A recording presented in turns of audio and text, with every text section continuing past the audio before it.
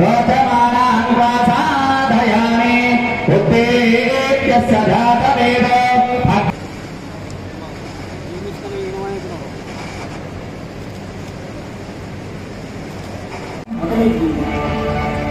అరవై ఏళ్ల సమైక్య పాలనలో ఏనాడు కంటిన్యూగా కరెంటు చూడని తెలంగాణకు ముఖ్యమంత్రికి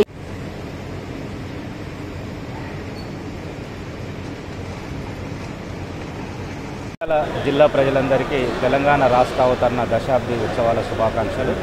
ఈరోజు విద్యుత్ విజయోత్సవంలో భాగంగా కోరుట్ల నియోజకవర్గంలో రైతాంగంతో ఏర్పాటు చేసిన సభకు రావడం ఆనందం.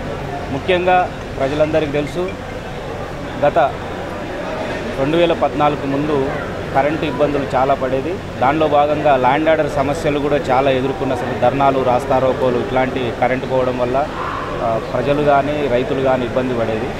ఇప్పుడు 24 గంటల కరెంటు, నాణ్యమైన కరెంటు రైతులకు, ప్రజలకు, పారిశ్రామికవేత్తలకు అందరికీ రావడం వల్ల అందరూ సుఖ సంతోషాలు ఉండడంతో శాంతి భద్రతల నిర్వహణ కూడా చాలా ఈజీగా ఉన్నది.